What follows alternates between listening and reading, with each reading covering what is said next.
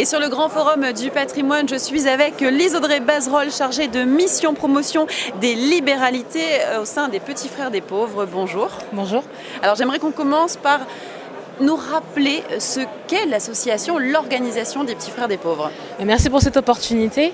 Effectivement, ça mérite quelques petites explications puisque les Petits Frères des Pauvres sont à la fois une association et une fondation qui luttent contre l'isolement des personnes âgées. Donc c'est vrai que le titre en soi n'est pas forcément parlant, donc c'est nécessaire de le préciser.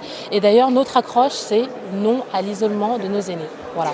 Alors, on est sur un salon sur lequel on ne vous attend pas forcément.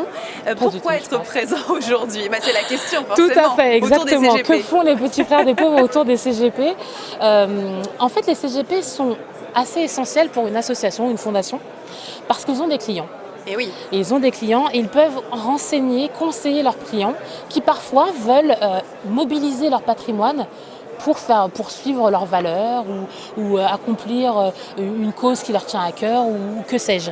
Voilà, donc les CGP sont importants parce qu'ils peuvent être ce prescripteur qui fera le lien entre nous et ces personnes volontaires.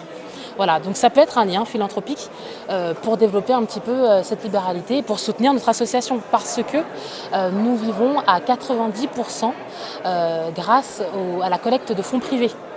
Donc sans particuliers, sans donateurs, nous n'existons pas et notre association, nos causes ne peuvent pas être suivies.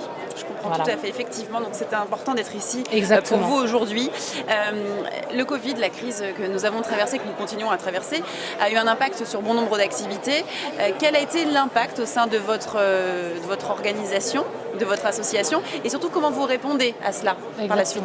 Alors effectivement, le Covid a eu un impact majeur pour nous en tant qu'association parce que nous créons du lien social.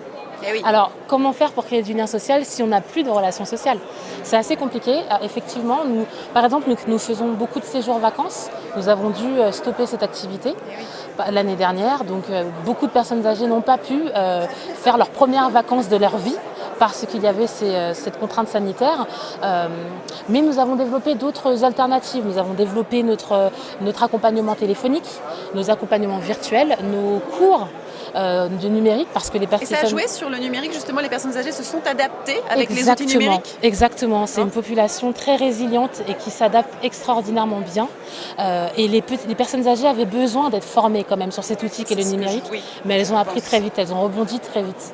Donc ça a été très nécessaire, effectivement, mais attention, le numérique ne remplace pas le lien social. Donc c'est pour ça qu'on est content de pouvoir à la fois ressortir de chez nous, rencontrer encore nos publics. C'est pour ça que depuis le 19 mai dernier, nous avons rouvert nos centres de séjour vacances. Alors, on respecte les mesures sanitaires d'une façon stricte, exactement, sachant que c'est quand même une population qui reste encore plus sensible à ce virus. Mais c'était nécessaire. Vraiment, on l'entend de leur part. Beaucoup étaient déjà isolés. Cette situation sanitaire n'a fait qu'aggraver les situations. Et d'ailleurs, une de nos études sorties donc en début d'année 2021 a montré que les personnes les plus touchées par cette crise sanitaire sont les personnes âgées, isolées, ayant déjà des faibles revenus. Donc il était vraiment nécessaire en tout cas de pouvoir ressortir, rouvrir, si on peut le dire ainsi, ce qui rend aussi notre fonction plus que nécessaire aujourd'hui, parce que les besoins ont explosé du fait de cette crise Covid, effectivement. Et merci beaucoup pour toutes ces explications sur les Petits Frères des Pauvres. Et puis bon salon du coup. Oui, alors je vous interromps juste pour vous parler juste de deux petites actualités. Allez-y, je vous en prie. Il s'agit de la sortie de notre premier livre en la matière, qui s'appelle 100 mots contre l'isolement de nos aînés. Donc ce livre visite différents mots qui sont, je pense, communs à tout le monde, habitat, etc. Mais on leur rajoute une petite note de plaidoyer, pour défendre la cause de nos aînés. Voilà, c'est important. Et ça, c'est un livre philanthropie et fiscalité que beaucoup de gens retrouveront sur ce salon, parce qu'on peut le retrouver dans nos mallettes, mais vous pouvez aussi le trouver sur le site internet des Petits Frères des Pauvres.